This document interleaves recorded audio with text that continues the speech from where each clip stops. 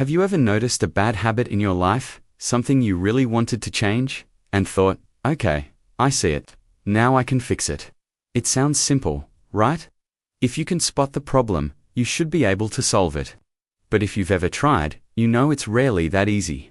And there's a fascinating reason why. Just because we can see a system, whether it's a personal habit, a family dynamic, or a team workflow, doesn't make it any weaker. In fact, seeing the system just reveals its structure, and the fundamental truth about any system is that it's designed to preserve itself. Think about what a system actually wants.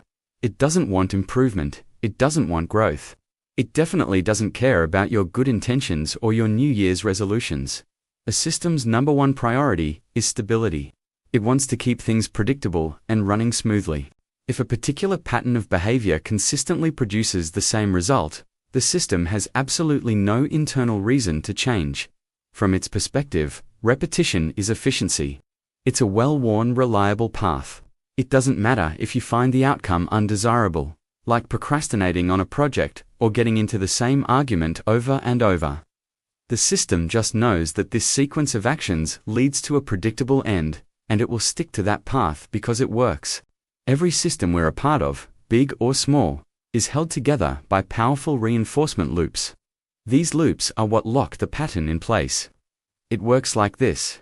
Our actions produce an outcome, and that outcome creates some kind of emotional feedback. It could be a brief feeling of comfort when we avoid a difficult task, or a sense of familiarity when we fall back into an old routine. This emotional feedback then strengthens the very behavior that caused it. And that behavior, in turn, reinforces the underlying structure of the system. Over time, this cycle becomes so deeply embedded, so automated, that it becomes self-protecting. It actively resists any attempt to interrupt it.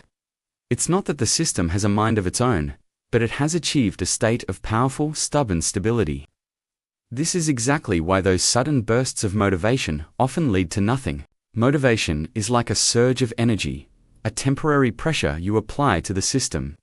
You might feel incredibly determined for a day or a week to work out every morning or to stop checking your phone constantly.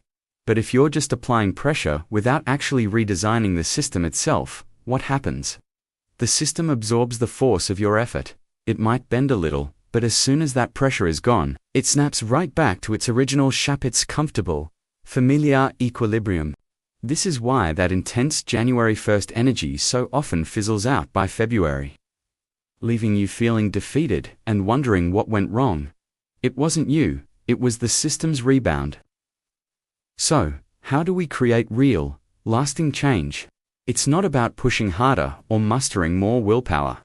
It's about becoming an architect of your own systems. You have to go deeper than just trying to change your mood or mindset for a day. You need to alter the very environment you operate in. You have to adjust the incentives that drive your behavior.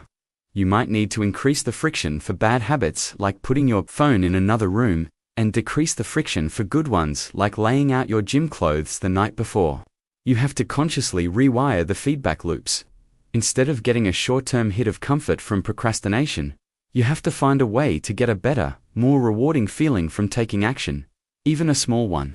This is a much heavier lift than just relying on motivation. It requires a different kind of effort, not brute force, but strategic thinking. It's about recognizing that systems resist change, not because we are weak, lazy, or undisciplined, but because their very nature is optimized for continuity. They are built to keep doing what they've always done. Understanding this is incredibly empowering. It's not an excuse to give up. It's a strategy. It allows you to stop blaming yourself when you fall back into old patterns. Instead of self-criticism, you can approach the problem with a clear, calm understanding of what you're truly up against. You're not fighting yourself, you're redesigning a machine. Let's break down what this redesigning process looks like. The first step is mapping the system. You have to get brutally honest about what's actually happening. What's the trigger? What's the routine? And what's the reward? For example, the trigger might be feeling overwhelmed by a big project. The routine is opening social media for just 5 minutes. The reward is the instant distraction and relief from that feeling of being overwhelmed. Once you see that loop clearly, you can start to intervene. You can't always eliminate the trigger, but you can change the routine. When you feel overwhelmed, instead of opening an app, what if you stood up and walked around for 2 minutes? Or what if you broke the project down into one tiny, manageable task and did only that? This is about creating new, more beneficial pathways for the system to follow. You're not destroying the old path. You're building a more attractive alternative right next to it. And here's the key. You have to make the new path easier and more rewarding than the old one, at least initially. At first, the new behavior will feel awkward and unnatural. The old system will keep pulling you back. But every time you successfully choose the new path, you strengthen it. You're laying down a new neural pathway, creating a new feedback loop. Slowly but surely, the new behavior starts to feel more normal, more automatic.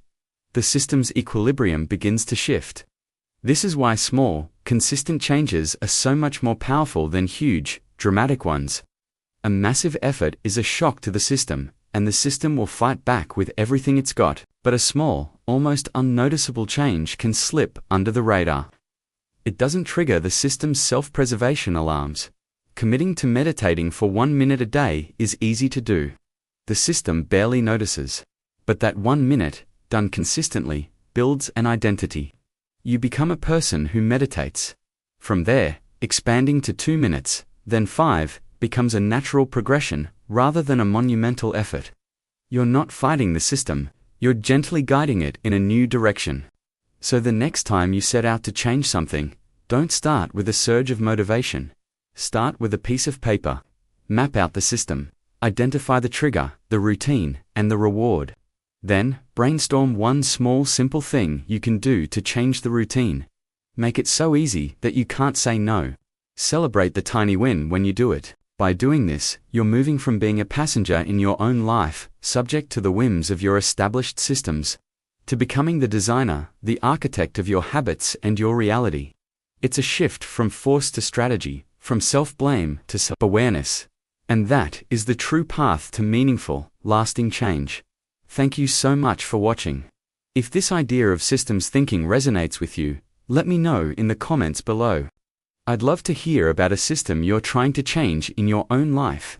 And if you enjoyed this video, please consider subscribing for more content on how to build a better life, one system at a time. See you in the next one.